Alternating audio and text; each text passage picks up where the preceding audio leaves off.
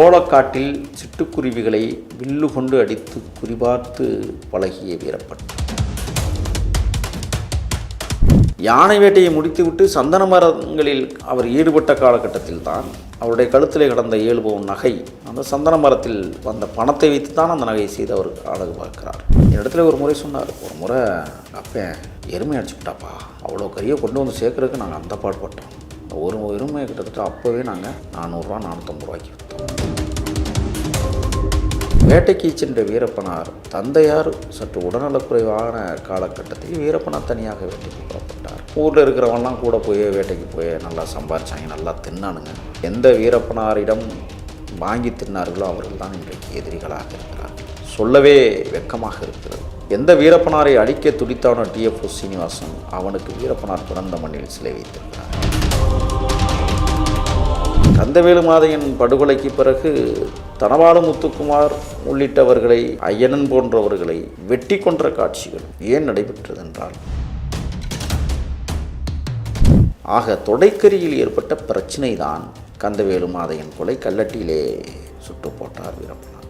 தன்னுடைய சித்தப்பாவையும் தன்னுடைய பங்கனையும் சுட்டு கொண்டு விட்டான வீரப்பனை இவனை பழியிருக்க வேண்டும் என்று கருதிய கோட்டையூர் பங்காளிகள் தனபாலு முத்துக்குமார் போன்ற பங்காளிகள்லாம் வீரப்பனாரை பழிதீர்ப்பதற்கு இந்த தகவல் தெரிஞ்சதுக்கு பிறகு தான் வீரப்பனார் ஒரு முடிவு எடுக்கிறார். இவங்க 5 பேரையும் நம்ம விட்டோம்னா காடு நமக்கு சொந்தம் இல்லை, இவங்க முழுக்க நாப்பா பக்கம் நின்றுக்கிட்டு டிஎஃப்ஓ சீனிவாசன்டே துப்பாக்கி வாங்கிட்டு நம்மளை சூடுவதற்கு காட்டுகளில் திங்கிறாங்க.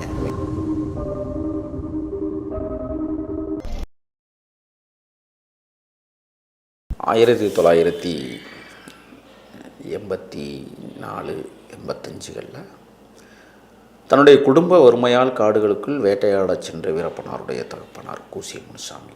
வேட்டைக்கு போனால் தான் வீட்டில் சமையல், அப்படியான ஒரு சூழல் அமைஞ்ச நேரம். தாசரி செட்டியார் கொடுத்த நிலத்தில் விவசாயம். ஆனால் விவசாயம் பண்ணணும்னா காசு வேணும். அந்த காசுக்கு வேட்டையாட போகணும். வேட்டையாடிய விலங்குகளை கறி எடுத்து கொண்டு போய் ஊராக விற்றுக்கிட்டு வருவோம். இப்படி தொடங்கிய வீரப்பனாருடைய குடும்ப வாழ்க்கை முறை. சோளக்காட்டில் சிட்டுக்குருவிகளை வில்லு கொண்டு அடித்து குறிபார்த்து பழகிய வீரப்பன் தன் தந்தையார் கூசிய முனுசாமியுடன் அந்த கடந்த காட்டுக்குள்ளே, அதுங்க செங்கப்பாடி காட்டுக்குள்ளே பல்வேறு இடங்களில் வேட்டைக்கு போயிருக்கு. இரவு வேட்டை தான். முயல், மான் எது கிடைக்குதோ அதை அடிச்சிருக்கோம். என்னிடத்துல ஒரு முறை சொன்னார், ஒரு முறை எங்கள் அப்பேன் எருமை அடிச்சுக்கிட்டாப்பா, அவ்வளோ கறியை கொண்டு வந்து சேர்க்கறதுக்கு நாங்கள் அந்த பாடுபட்டோம். இந்த ஒரு எருமையை கிட்டத்தட்ட அப்போவே நாங்கள் 400 450 ரூபாய்க்கு விற்றோம். சொல்லுவார் கதையாக. ஏன் நான் அதெல்லாம் பதிவு பண்ணுறேன்னா, வேட்டைக்கு சென்ற வீரப்பனார் தந்தையார் சற்று உடல்நலக்குறைவான காலகட்டத்தில் வீரப்பனார் தனியாக வேட்டைக்கு புறப்பட்டார். ஊரில் இருக்கிறவங்கலாம் கூட போய் வேட்டைக்கு போய் நல்லா சம்பாரிச்சாங்க, நல்லா தின்னானுங்க. எந்த வீரப்பனாரிடம் வாங்கி தின்னார்களோ அவர்கள் தான் இன்றைக்கு எதிரிகளாக இருக்கிறார்கள் அந்த கிராமத்தில். சொல்லவே வெட்கமாக இருக்கிறது. எந்த வீரப்பனாரை அழிக்க துடித்தானோ டிஎஃப்ஓ சீனிவாசன், அவனுக்கு வீரப்பனார் பிறந்த மண்ணில் சிலை வைத்திருக்கிறார்கள். எந்த வீரப்பனார் தான் இஷ்ட தெய்வமாக வணங்கி மகிழ்ந்தாரோ மாரியம்மன் திருத்தலம், எந்த மாரியம்மன் திருத்தலத்தில் இருந்த சிலையை தூக்கி கொண்டு போய் காவிரி ஆற்றிலே தூக்கி வீச சொன்னானோ டிஎஃப்ஓ சீனிவாசன், அந்த சீனிவாசனுக்கு அதே மாரியம்மன் திருத்தலத்திற்குள் முழு உருவம் பிடித்த மிகப்பெரிய புகைப்படம் இன்றும் கோயிலுக்குள்ளேயே இருக்கிறது. அவனுக்கும் அங்கே பரிகாரம் செய்கிறார்கள் அந்த ஊர் மக்கள். அது இருக்கட்டும், அதை பேசணும், நிறைய பேச வேண்டியது இருக்கும். தொடக்கரிக்கு வருவோம். வேட்டையாட போகிற போது மான் வேட்டையாடுதல்ல, தொடக்கரி எப்போதுமே சுவையாக இருக்கும் மானில் அப்படின்னு சொல்லுவாங்க. அப்போ கோட்டையூர் பங்காளிகளான தாசரி செட்டியாருடைய கள்ளப்பொண்டாட்டி கோட்டையூர், அவங்க பிள்ளைங்கள்லாம் நிறைய பேர், அவங்கெல்லாம் வீரப்பனாரோட ஜாயின் பண்ணி தான் காட்டுக்குள்ளே வேட்டைக்கு போகிறாங்க. இப்போ கந்தவேலு மாதையன் கொலையை தொடக்கரியில் தான் ஆரம்பிக்குது. 2 பேரும் வீரப்பனோட வேட்டைக்கு போகிறாங்க. வீரப்பன் மிகச்சிறந்த வேட்டைக்காரன். அவர் அடிக்கிறதுல மான் விழுந்துடுது. 2 தொடையும் பிரித்து எடுத்துக்கிட்டு மீதத்தை அப்படியே கொடுத்துட்டு வந்துடுவார், நீங்கள் எடுத்துகிட்டு போங்கப்பா அப்படின்னு. ஆனால் அதையும் எவனோ ஒருத்தன் தூண்டி விட்டுருக்கிறான். தொடக்கறி சுவையாக இருக்குன்னா அவன் தொடக்கறியை தூக்கிட்டு போகிறான், நீங்கள் வேட்டைக்கு போயிட்டு வெறும் நெஞ்செலும்பு கறியாக கொண்டு வரீங்களடா, தொடக்கறியை கேளுங்கடான்னு சொல்லி தூண்டி விட்ட விஷயங்கள் தான் அதெல்லாம். சாதாரண விஷயம். ஊரில் 4 பேர் 4 விதமாக இருப்பான்ல, அந்த மாதிரி தான். ஆக தொடைக்கரியில் ஏற்பட்ட பிரச்சனை தான் கந்தவேலு மாதையன் கொலை. கல்லட்டியிலே சுட்டு போட்டார் வீரப்பனார். தன்னுடைய சித்தப்பாவையும் தன்னுடைய பங்கனையும் சுட்டு கொண்டுட்டான வீரப்பனை இவனை பழி இருக்க வேண்டும் என்று கருதிய கோட்டையூர் பங்காளிகள் தனவாளு, முத்துக்குமார் போன்ற பங்காளிகள்லாம் வீரப்பனாரை பழி தீர்ப்பதற்கு பயங்கரமாக இது பண்ணி அவர்களும் வேட்டையாடியவர்கள் தான். கோட்டையூர் பங்காளிகளும் வீரப்பனாரோடு சேர்ந்து வேட்டையாடுகிற போது தொடைக்கரியை மட்டுமே எடுத்துகிட்டு போகிறோம். இந்த தொடைக்கரி பிரச்சனை தான் 36 ஆண்டு காலம் மனத்திற்குள் ஒரு மனிதன் வாழ்வாங்கு வாழ்ந்த விஷயமாக இன்றைக்கு பேசுகிறோம்.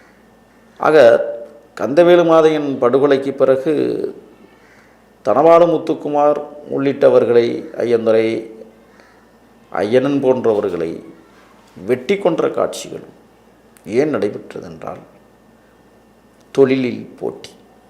நீயா நானா, காட்டுக்குள்ள உன் வேட்டையா என் வேட்டையா, ஓங்காடா ஏங்காடா, இப்படித்தான் பிரச்சனை கொஞ்சம் கொஞ்சமாக வளரும்போது அங்கேயும் அரசியல்வாதிகள் தான் பகையான் நின்றுருக்கான். வீரப்பனார் காங்கிரஸை ஆதரிக்கிறார், ராஜகவுடா என்கிற ஒரு நபரை. கோட்டையூர் பங்காளிகளான தனவாளு, ஐயனன், ஐயந்துரை போன்றவர்களெல்லாம் வீரப்பனாரால் பின்பு காட்டுக்குள் அழைத்து செல்லப்பட்ட முன்னாள் விவசாயத்துறை அமைச்சர் கர்நாடக நாகப்பா வீரப்பனாருக்கு அப்பவே எதிரியாகிறார்.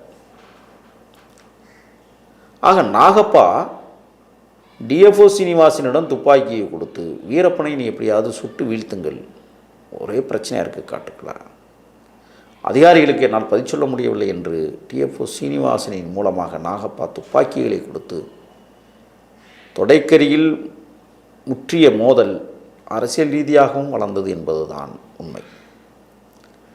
இதைவிட இன்னும் கூடுதலாக சொல்லப்போனால், கோட்டையூர் பங்காளிகளை இவ்வளவு தூரம் வளர விட்டதே டிஎஃப்ஓ சீனிவாசன் தான்.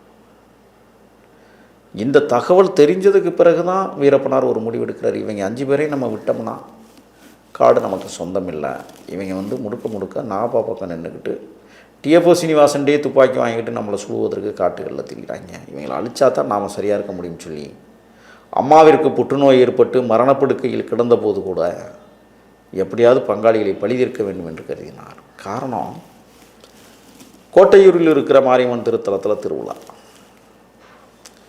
நாம் எல்லாம் சமாதானமாக போய்க்கலாம், சமரசம் செய்து கொள்ளலாம் வாருங்கள் என்று வீரப்பனாரை பங்காளியாக அழைத்த கோட்டையூர் பங்காளிகள் மான்கறி விருந்து படைக்கிறார்கள். அந்த மான்கறி விருந்திலே தான் சீதக்காய் என்று சொல்லக்கூடிய கண்ணாடி துகள்களை நைசாக அரைத்து அதில் தூவி வீரப்பனுக்கு கொடுத்து விடுகிறார்கள். எப்படியாவது இந்த சாப்பாட்டை அவன் சாப்பிட்டால் இறந்து போவான் என்று நம்பினார்கள்.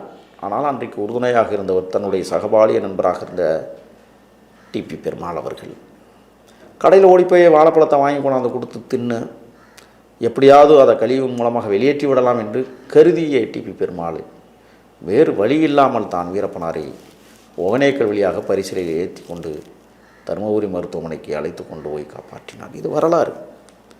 அந்த மருத்துவமனையில் தான் சதித்திட்டம் தீட்டுகிறார். நமக்கு சீதக்காயை அரைச்சி கொடுத்து நம்மளை கொலை பண்ண பார்த்த பங்காளிகளையுமே சும்மா விட்டால் நாம் உயிர் பறிபோயிடும்னு நினச்ச வீரப்பனார் அவர்கள் அதுக்கப்புறம் அந்த 5 பேரையும் சத்தியம் செய்தே பழிதிருக்கிறார் என்பது தான். கோயிலில் பொய் சித்தியம் பண்ணுறார், நான் பங்காளியில் எதுவும் செய்ய மாட்டேன்.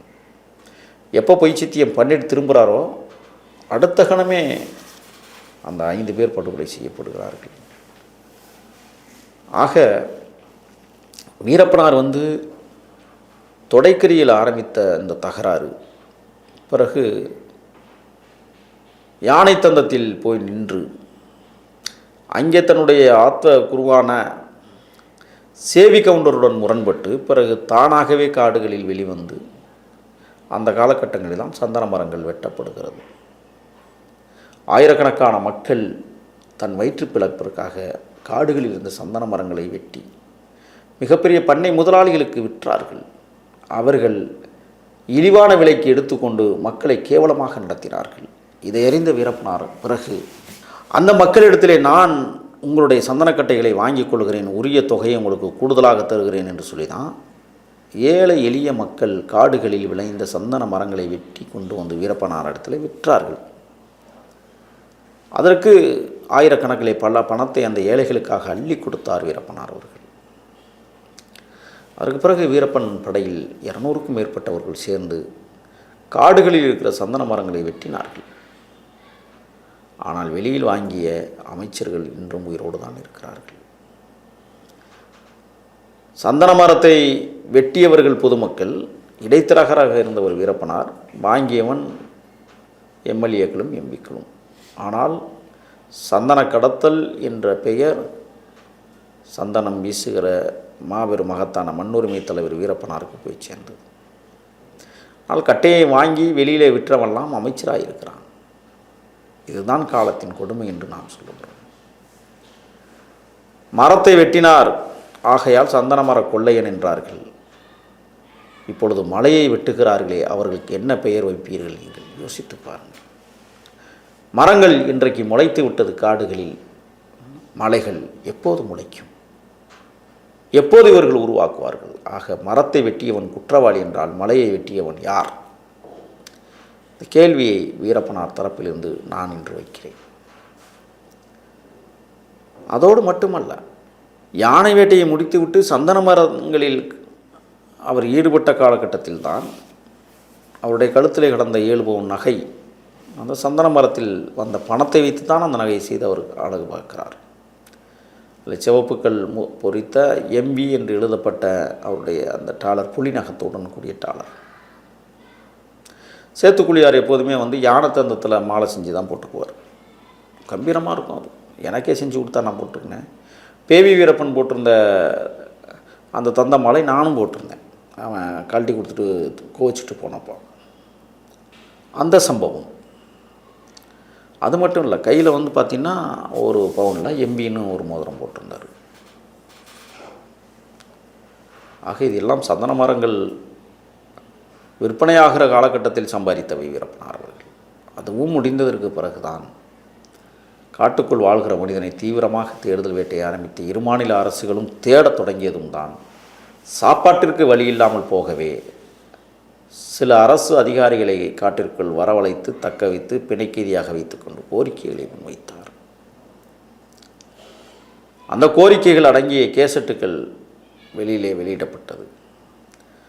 அந்த கோரிக்கைகள் 1-2 நிறைவேற்றிய அரசுகள் அதிலிருந்து கிடைத்த பணத்தை வைத்து கொண்டு தான் காடுகளில் காலத்தை நகர்த்தினார். ராஜகுமாரை அழைத்துச் செல்வதற்கு முன்பு வரை, குறிப்பாக தமிழ் தேசிய மீட்சி படை காடுகளுக்குள்ளே போனதுக்கப்புறம் வேட்டைத்தன்மையை நிறுத்தியே விட்டார். எந்த வேட்டைக்கும் போக மாட்டார். நாங்கள் சொன்னோம், யானையை வேட்டையாடக்கூடாது, அது ஒரு ஒப்பற்ற உயிரினம், வேட்டையாட மறுத்தார்கள். அதற்கு பிறகு வேட்டையே யானை வேட்டை. நாங்கள் போனதுக்கப்புறம் யானை வேட்டையெல்லாம் நடக்கவே இல்லை. இயற்கையாக மரணத்தை யானையினுடைய தந்தங்களை எடுப்பதை வழக்கமாக அந்த தந்தத்தை எடுத்து கூட விற்கிறதில்ல. அவளுக்கு தெரிஞ்ச இடமா பார்த்து அங்கே கொண்டே புதைச்சிடுவான். அது தேவைப்படுகிற போது எடுத்துக்குவான். ஆனால் இன்றைக்கு செம்மரங்கள் சந்தன காடுகளில் விளைந்து கிடக்கிறது. வீரப்பனாருக்கு அன்றைக்கே செம்மரத்தினுடைய வாசனை தட்டி இருந்தால் இன்னும் ஒரு ஆயிரக்கணக்கான ஏழைகள் நிச்சயமாக ஒரு வசதி படைத்தவராக அந்த காடுகளில் உலம் வந்திருப்பார்கள். ஆனால் அதை அவர் செய்யவில்லை. அவர் வாழ்ந்த காலம் காடுகள் பொக்கிஷமாக இருந்தது. மணல்கள் கொள்ளையடிக்கப்படவில்லை, மலைகள் உடைக்கப்படவில்லை, மரங்கள் கடத்தப்படவில்லை. ஆனால் இன்றைக்கு அங்கே வனத்துறை அதிகாரிகளாலேயே, வனத்துறை சம்பந்தப்பட்டவர்களாலேயே காடுகளுக்குள் மண் பறிபோகிறது, மலைகள் உடைக்கப்படுகிறது. எல்லாம் பொய்யான ஸ்டேட்மெண்ட்டு. சந்தனக்காடுகளில் இருந்த சந்தன மரங்களை வீரப்பனார் வெட்டினார் என்றால் பெங்களூர்லேருந்து 67 கிலோமீட்டர் தொலைவில் இருக்கிற மலைகளில் யார் சந்தன மரங்களை வெட்டினார்கள்? வீரப்பனா வெட்டினார். நான் அண்மையிலே ஒரு படப்பிடிப்பிற்காக அந்த பகுதிக்கு சென்றிருந்த போது மலைகளில் இருக்கிற சந்தன மரங்களின் தூர்கள் வெட்டப்பட்டிருக்கிறது. நான் கேட்டேன், வீரப்பன் இறந்து 20 ஆண்டுகள் ஆகிறது, இந்த மரத்தை வெட்டியவர் யார்? ஆகவோ சந்தன மரங்கள் எங்கெல்லாம் விளைந்ததோ அங்கெல்லாம் திருடர்கள் இருந்தார்கள். அதையெல்லாம் கவனிக்க தவறிய அரசுகள் வீரப்பனார் என்கிற ஒரு மாபெரும் தலைவனை ஏன் நோக்கி இவ்வளவு படைப்பதாகைகள் குறைந்தது 900 கோடி ரூபாய் செலவழிக்கப்பட்டதாக சொன்னார்கள் அவரை பிடிப்பதற்கு. எத்தனையோ முயற்சிகள். ஆக தொடைக்கரியில் தொடங்கிய பயணம் வீரப்பனாருக்கு தொட முடியாத இடத்தில் கொண்டு போய் அவரை விட்டது என்று தான் சொல்லலாம். நடிகர் ராஜகுமாரை காடுகளுக்குள் அழைத்து சென்ற பிறகுதான் இன்றைக்கு படைகள் இல்லை அவரிடத்திலே. வறுமை இருந்தபோது படைகள் இருந்தது, பணங்கள் வந்தபோது படைகள் காணாமல் போனது. இதுதான் வரலாறு. 4 பேராக சுருங்கி போன வீரப்பனார் படை. அணுகுமுறைகள் சரி, அர்ப்பணிப்பு தன்மைகள் நிறைந்த இளைஞர்கள் இந்த நாட்டில் குறைவாகி போனார்கள். ஆகையால் தான் அந்த தமிழ் தேசிய நீரோட்ட விடுதலை கனல் சந்தனம் காடுகளிலேயே தணலாகி போனது. வீரப்பனார் நடந்த ஒவ்வொரு தடங்களும் செடிகள் பேசுகிறது. வீரப்பனார் பார்த்த மலை முகடுகள் அவரை தேடிக்கொண்டே இருக்கிறது. வீரப்பனார் நடந்த காவிரிக்கரை ஓரம் கண்கலங்கி கதறுகிறது. எத்தனை கிராமங்கள் அவரால் பிழைப்பு நடத்தியது, எத்தனை மனிதர்கள் அவரால் பண்பாக்கப்பட்டார்கள், எத்தனையோ ஏழைகள் அவர் இறப்பிற்கு கண்ணீர் வடித்து கொண்டே இருக்கிறார்கள் என்பதுதான் காலத்தின் தேவையாக இருக்கிறது. வணக்கம்.